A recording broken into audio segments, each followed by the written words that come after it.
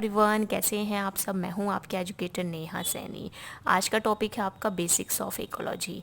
देखो, मेनली इस लेसन के अंदर हम डिस्कस करेंगे इकोलॉजी के बारे में, उसके कुछ बेसिक्स हम डिस्कस करेंगे, लेकिन हम लोग उसको लिखेंगे नहीं, ठीक है। हम सिर्फ उतना लिखेंगे इस ब्लैक बोर्ड पे जितना हमें रिक्वायरमेंट है एग्ज़ाम पॉइंट ऑफ व्यू के लिए, यानी कि इसके अंदर सिर्फ की पॉइंट्स लिखे जाएंगे। अब मैं यहाँ पे इकोलॉजी की डेफिनेशन लिखूँ या व्हाट इज़ इकोलॉजी समझाऊँ, तो ये तो बिल्कुल ही बेसिक सी बात है कि ये तो पॉसिबल नहीं है कि इकोलॉजी से को सबको ही पता है। इकोलॉजी क्या है? Ecology is the relationship between living organism and environment.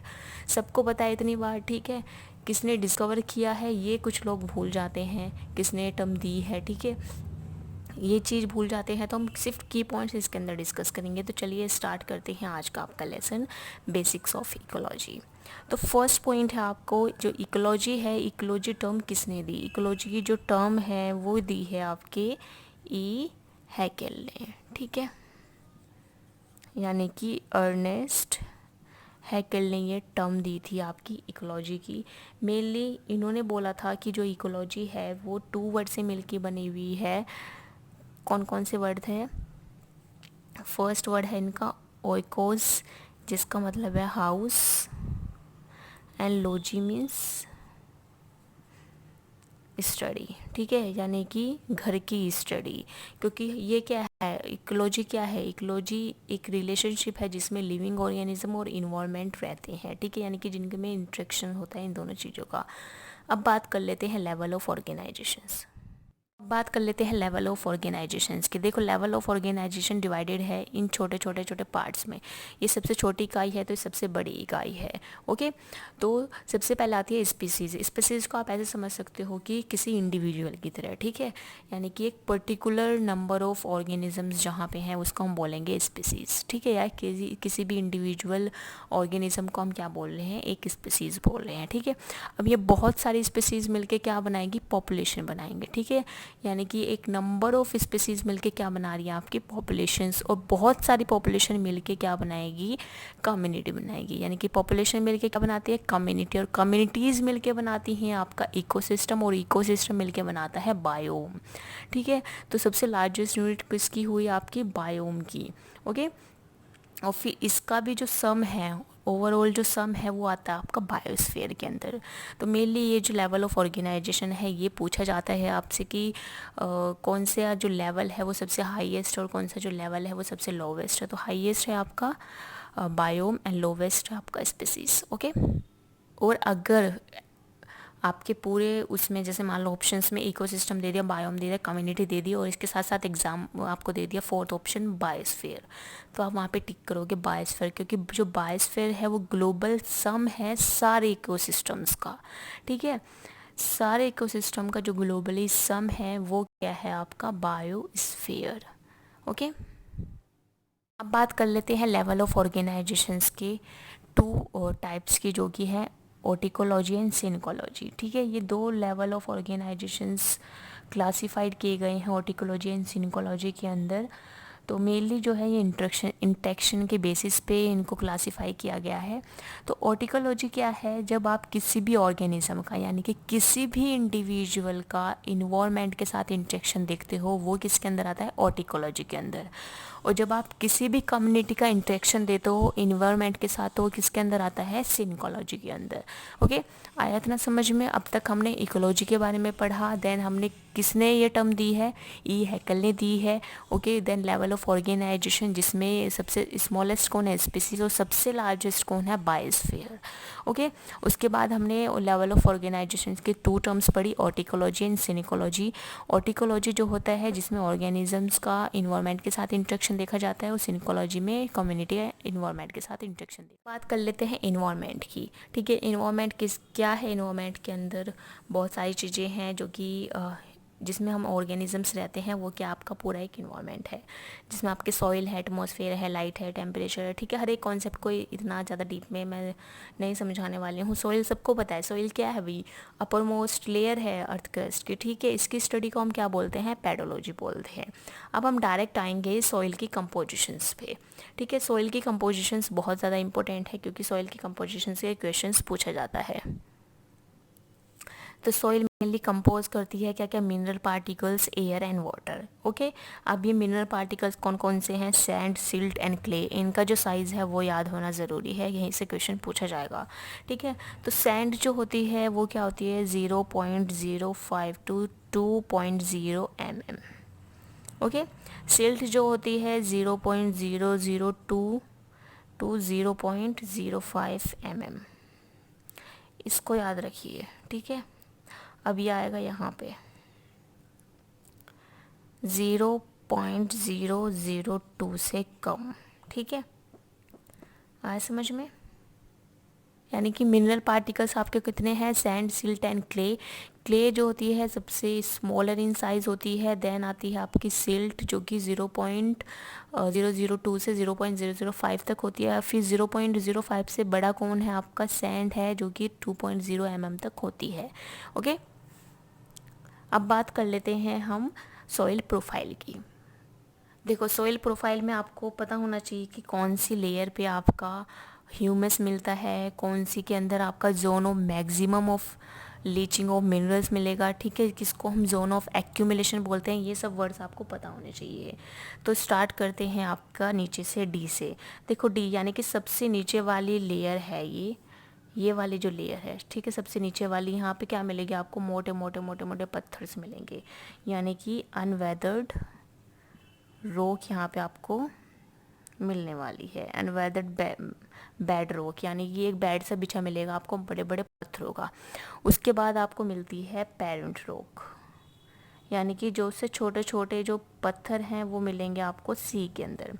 फिर होता है आपका बी जोन। बी जोन में आपको मिलता है जोन ऑफ एक्यूमुलेशन, यानी कि यहाँ पे जितने भी आपके मिनरल्स हैं वो क्या हो चुके हैं, एक्यूमुलेट हो चुकी हैं, या केमिकल कंपोजिशंस है वो इस जोन के अंदर एक्यूमुलेट हैं। ठीक है, अब आता है A two region. A two जो होता है वो zone of maximum of leaching minerals, यानी कि यहाँ पे बहुत सारे लीचिंग मिनरल्स मिलने वाले हैं। ठीक है, जो कि अवेलेबल होते हैं प्लांट्स को। फिर आता है ए जोन। ए जोन जो होता है वो इसमें मिलता है आपको, मेनली ये रिच होती है ह्यूमस के अंदर, वो डार्क इन कलर होती है। ठीक है, ए जोन जो होता है वो डार्क इन कलर होता है। A1 एंड A2 की अगर हम बात करें तो A1 जो होता है वो डार्क इन कलर होता है और ह्यूमस यहाँ पे मिलता है। A2 में zone of Maxim's of leaching minerals, यानी कि बहुत सारे मिनरल्स यहाँ पे मिलने वाले हैं जो कि प्लांट्स की रूट को प्लांट को अवेलेबल होते हैं, उनकी जो रूट्स हैं यहाँ से वो मिनरल्स लेती हैं। ठीक है, फर्स्ट वाले यानी कि ओ जोन के अंदर क्या मिलता है, यहाँ पे मिलता है आपका ऑर्गेनिक लीटर।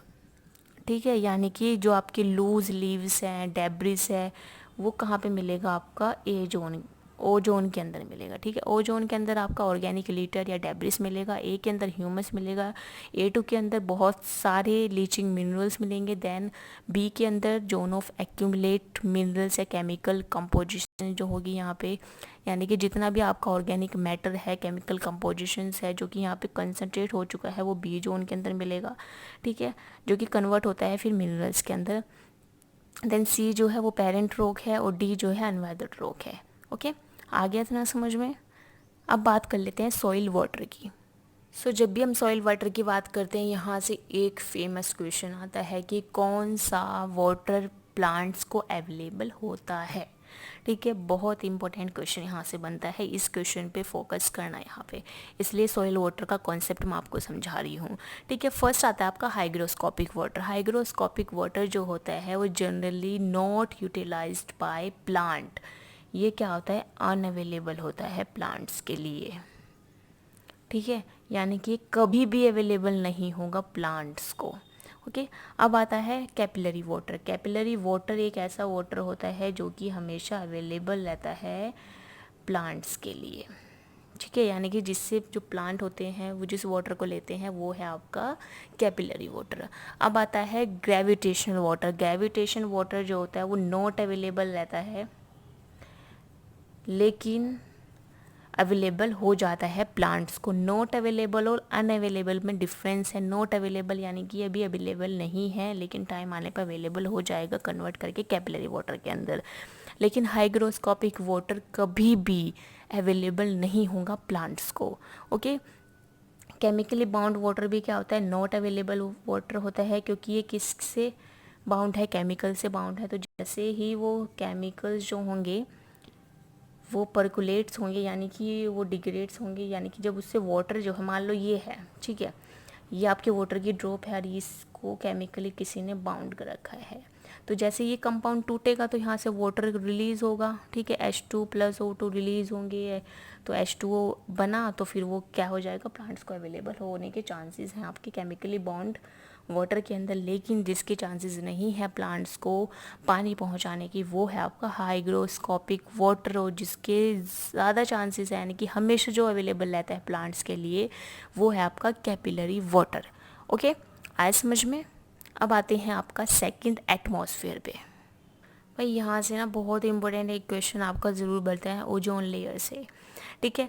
तो ट्रोपोस्फेयर, स्ट्रेटोस्फेयर, मेसोस्फेयर, थर्मोस्फेयर, ये क्या आपके 4 लेयर्स है। सबसे पहले लेयर होती है ये, फोर्थ लेयर होती है ये, ठीक है, यानी कि ये सबसे नीचे वाली लेयर है। अगर हम ऊपर देखेंगे तो सबसे पहले में दिखेगी ट्रोपोस्फेयर की लेयर। ओके, ट्रोपोस्फेयर के लेयर में mainly water vapours, clouds, precipitation जो हो रहा है वो आपको दिखाई देता है, ठीक है। अब आती है सेकंड स्ट्रेटोस्फेयर लेयर। जो स्ट्रेटोस्फेयर लेयर होती है, यहीं पे आपको थिन लेयर मिलती है, किसकी, ओजोन की। ये बहुत इंपॉर्टेंट है, ठीक है। स्ट्रेटोस्फेयर के अंदर ही आपको थिन लेयर मिलती है ओजोन की। देन आते हैं मीजोस्फेयर में, यानी कि जैसे ही आप इस लेयर से ऊपर जाना स्टार्ट करोगे, ठीक है, तो उस टाइम पे आपको कौन सी लेयर मिलेगी, मेसोस्फेयर लेयर मिलेगी। और जो ये लेयर है वो स्टार्ट होती है 50 किलोमीटर अबो, यानी कि 50 किलोमीटर अबो ये लेयर जो होती है स्टार्ट होती है, और अप्रोक्स 85 किलोमीटर तक ये चलती है इस लेयर से। ओके, तो यहाँ पे आपको मेनली कोल्ड इन्वायरमेंट मिलता है। देन आपको जो उसके बाद जो लेयर मिलने वाली है, जो कि स्टार्ट होती है 90 टू 500 टू 1000 किलोमीटर तक, ये जो देती है वो हॉट इन्वायरमेंट देती है, बिल्कुल गर्म इन्वायरमेंट देती है, ठीक है। यानी कि इससे ऊपर जब आप जाओगे इस वाली लेयर से ऊपर, तो आपको जो इन्वायरमेंट मिलने वाला है वो हॉट इन्वायरमेंट मिलने वाला है, ठीक है। तो ये 4 लेयर थी, बेसिक्स हम डिस्कस कर ले हैं जैसे कि आपको पता है, लेकिन यहाँ से जो इंपॉर्टेंट क्वेश्चंस आते हैं वो भी हम डिस्कस करते हुए चल रहे हैं। तो अगर वीडियो पसंद आ रही है तो लाइक ज़रूर करना, सब्सक्राइब भी कर लेना मेरे चैनल को, साइंस लर्निंग क्लासेस। अभी हम स्टार्ट नेक्स्ट जो पढ़ने वाले हैं, इसी में ही थर्ड बचता है हमारा लाइट। देखो भाई, लाइट का कॉन्सेप्ट सबको पता है। लाइट क्या है, जो कि बहुत इंपॉर्टेंट रोल प्ले करती है फ्लावर इंडक्शन में, सीड जर्मिनेशन में, प्लांट के मोमेंट में, ठीक है, ये सब पता है आपको। उसके बाद एक इम्पोर्टेंट जो कॉन्सेप्ट आता है, यानी कि जो लाइट की वेवलेंथ है, जो वेवलेंथ है वो लाइट के इन्वर्सली प्रोपोर्शनल होती है, ठीक है। यहीं पे एक और इम्पोर्टेंट कॉन्सेप्ट आता है UVA, UVB एंड UVC का, ठीक है। UVA जो होती है वो 320 टू 400 nm तक होती है। UVB जो होती है वो 280 टू 320 nm तक होती है। UVC जो होती है वो 100 टू 280 nm तक होती है, ठीक है। यानी कि पहले C आती है, फिर B आती है, फिर A आती है। ओके, तो इसमें जो इम्पोर्टेंट क्वेश्चन बनता है कि किस लेयर के अंदर लेस चांस होते हैं कैंसरस ना होने के, वो है आपकी UVB, ठीक है। ये थोड़ी इनसे सही है as compared to UVA and UVC से। ओके, अब बात कर लेते हैं लास्ट टेम्परेचर की। टेम्परेचर का कॉन्सेप्ट समझने से पहले 2 टर्म समझ लीजिए, हेलियोफाइट एंड सीजियोफाइट, ठीक है। हेलियोफाइट जो होता है, यानी कि जिसके अंदर जिसको हाई लाइट ऑफ इन्वायरमेंट चाहिए, ठीक है। ये वो प्लांट्स हैं जिनको हाई लाइट ऑफ इन्वायरमेंट चाहिए, यानी कि बहुत ज़्यादा लाइट चाहिए, उसको हम बोलते हैं हेलियोफाइट। और सीजियोफाइट किसको बोलते हैं, जिसको लो लाइट इन्वायरमेंट चाहिए। ओके, समझ तो आ रहा है ना आप सबको मैं क्या पढ़ाना चाह रही हूँ। हम इकोलॉजी के बेसिक्स पढ़ रहे हैं, इकोलॉजी के अंदर जो जो जो इम्पोर्टेंट है, क्योंकि इतना ज़्यादा टाइम नहीं होता है हमारे पास कि हम एक एक पॉइंट को पढ़े, पूरी बुक को पढ़े। तो हम इम्पोर्टेंट ये पॉइंट्स डिस्कस कर रहे हैं, जिससे आपका कुछ टाइम तो एटलीस्ट बच पाए इन सब चीज़ों को पढ़ने के लिए और समझने के लिए, ठीक है। देखो, अब डिस्कस कर लेते हैं टेम्परेचर को। टेम्परेचर में 4 टर्म्स आपको दिख रही हैं। ओके, ये 4 टर्म्स बहुत इंपॉर्टेंट रोल प्ले करती है आपके एग्ज़ाम पॉइंट ऑफ व्यू के लिए, ठीक है। फर्स्ट आती है मेगाथर्म्स। मेगाथर्म्स वो होती है जहाँ पे थ्रू आउट द ईयर, यानी कि पूरे साल गर्म माहौल जहाँ पे रहता है, हाई टेम्परेचर रहता है, उसको हम बोलते हैं मेगाथर्म्स, ठीक है। एग्जाम्पल है इसका, यानी कि जोन से भी यहाँ पे वेजिटेशन जो बहुत ज़्यादा देखने के लिए मिलेगा, डोमिनेंट वेजिटेशन जो देखने के लिए मिलता है वो है आपका ट्रॉपिकल रेन फॉरेस्ट। इसके अंदर कौन सा मिलेगा आपको? ट्रॉपिकल रेन फॉरेस्ट देखने के लिए मिलेगा। ओके, अब आते हैं हम सेकंड पे मीजोथर्म्स। मीजोथर्म्स क्या होते हैं? मीजोथर्म्स का मीनिंग क्या है कि यानी कि मिडिल टेम्परेचर में यहाँ पे मिलेगा। यहाँ पे ना तो बहुत ज़्यादा हाई है और ना ही बहुत ज़्यादा लो है, ठीक है। यानी कि थ्रू आउट द ईयर जो है इसमें जो टेम्परेचर है वो अल्टर करता है, कभी गर्म कभी ठंडा, कभी गर्म कभी ठंडा। ओके, वहाँ पे किस टाइप की वेजिटेशन आपको देखने के लिए मिलेगी? डिसाइडियस फॉरेस्ट वहाँ पे आपको देखने के लिए मिलेंगे, जो कि डोमिनेंट वेजिटेशंस की हम बात कर रहे हैं। ओके, थर्ड वन है माइक्रोथर्म्स। माइक्रोथर्म्स में क्या होता है? माइक्रो मीन्स स्मॉल, यानी कि कम टेम्परेचर देखने के लिए मिलेगा आपको यहाँ पे, और जो वेजिटेशन देखने के लिए मिलती है वो आपका डोमिनेंट जो होती है कॉनिफेरस फॉरेस्ट यहाँ पे देखने के लिए आपको मिलते हैं। ओके, फोर्थ वन है हेकिस्टोथर्म्स। हेकिस्टोथर्म्स में बहुत कम टेम्परेचर होता है, यानी कि वेरी लो टेम्परेचर होता है। मेनली जो आपको वेजिटेशन देखने के लिए मिलेगी वो मिलेगी आपको एल्पाइन वेजिटेशंस, ठीक है। एल्पाइन वेजिटेशंस देखने के लिए मिलेगी आपको किसके अंदर? हेकिस्टोथर्म्स के अंदर। माइक्रोथर्म्स के अंदर आपको मिलते हैं कॉनिफर्स फॉरेस्ट, मीजो के अंदर डिसाइडियस फॉरेस्ट, एंड मेगाथर्म्स के अंदर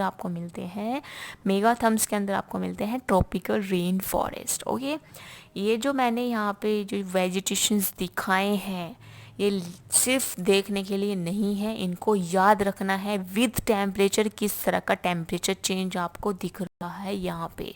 ओके, यहाँ से क्वेश्चंस आते हैं हर एक एग्ज़ाम के पॉइंट ऑफ व्यू से। मैं आपको बता रही हूँ CSIR के साथ साथ ICMR एग्ज़ाम भी है, DBT के एग्ज़ाम्स भी होते हैं। ये सब जो एग्ज़ाम्स है वो सब ये चीज़ें कवर करते हैं। सिलेबस सबका ऑलमोस्ट सेम रहता है, तो आपको हर एक पॉइंट से टॉपिक को अच्छे से कवर करना चाहिए। तो वही चीज़ आज हमने कवर की है। आज हमने सिर्फ और सिर्फ बेसिक्स पढ़े हैं इकोलॉजी के, ओके, जिसमें आज हमने इकोलॉजी के बारे में पढ़ा, लेवल ऑफ ऑर्गेनाइजेशंस पढ़ा, थर्ड हमने पढ़ा इन्वायरमेंट, ठीक है। 3 सब टॉपिक्स आज हमने कवर कर लिए हैं इकोलॉजी के। तो नेक्स्ट क्लास के अंदर ऐसे ही हम न्यू टॉपिक्स और इसके अंदर ऐड करते जाएंगे, जिसमें हम आपका एडेप्टेशन एंड एक्टिमलाइजेशंस के बारे में पढ़ेंगे, जो कि बहुत बहुत इम्पोर्टेंट है एग्ज़ाम पॉइंट ऑफ व्यू के लिए, ठीक है। सिर्फ यहाँ पे वही टॉपिक्स कवर कराए जाएंगे जो कि इम्पोर्टेंट है। तो आप चैनल को सब्सक्राइब कर लीजिए, नोटिफिकेशन बेल को ऑन कर लीजिए और वीडियोस को रेगुलर देखते रहिए, ठीक है। तो मिलते हैं नेक्स्ट क्लास में नए टॉपिक के साथ। Thank you to all.